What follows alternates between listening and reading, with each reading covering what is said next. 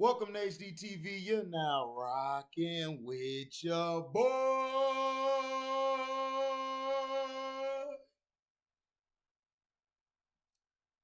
Disney Plus is not done with Boba Fett.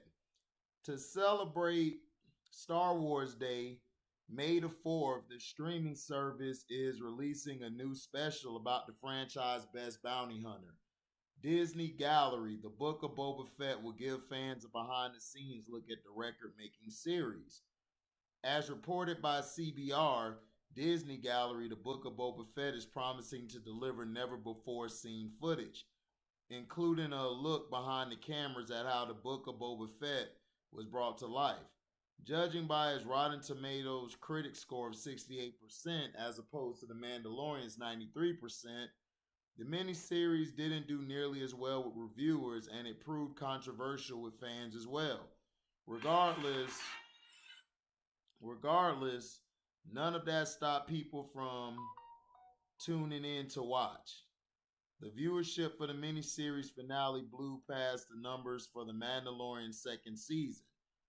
Boba Fett first appeared non-canonically in part of an animated short in the infamous Star Wars holiday special from 1978.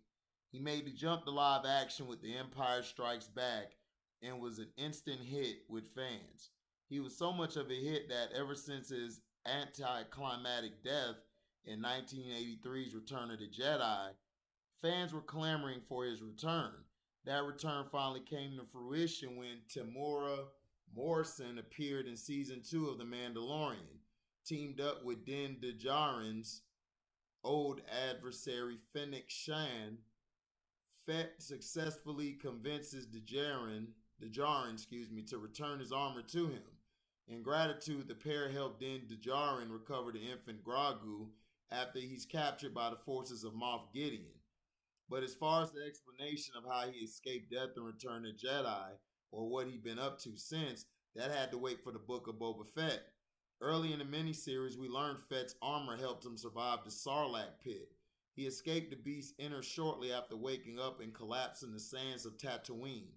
While he was unconscious, the ever-scavenging Jawas stripped him of his armor, and he was kidnapped by Tuskens. At first, he's the Tusken slave, but he becomes one of them after saving a Tusken child from a desert beast.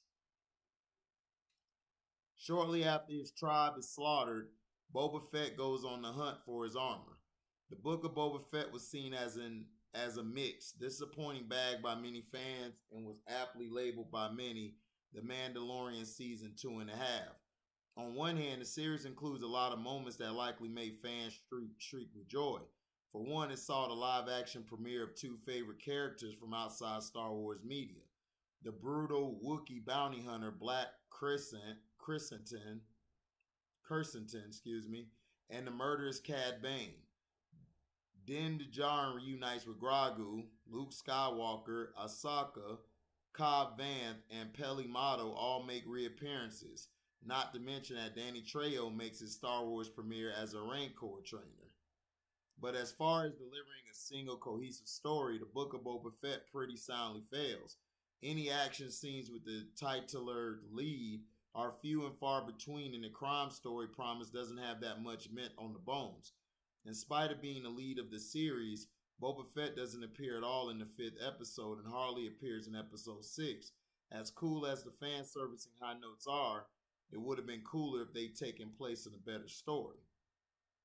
Well, I was one of them who liked Boba Fett, felt like Boba Fett was a good show and everything. Of course, people they're not going to have the same how do I say it? They're not going to have the same reaction. And, people hated it and everything. But to me, I thought Boba Fett was pretty good because it saw a lot of character development. I wish they could have had Cad Bane in it more. But, things are what it is. I felt like the Mandalorian and Grogu basically just came in to show where Mandalorian was because we haven't seen Mando in like a long time. So I thought everything went good. I thought it was a good series. In my opinion, I thought it was 3 or 3.5 out of 4 stars. I felt the direction was good, the storyline was good. People, to me, Mandalorian, nobody really got on the Mandalorian until season 2. Mandalorian was said to be boring, just like they were talking about Boba Fett. So that's what I'm saying. Star Wars fans are gonna always be, to me, little children who are never satisfied. Every Christmas they get a gift, or they're the spoiled kid who gets everything, and then when they don't get it, they're upset. They try to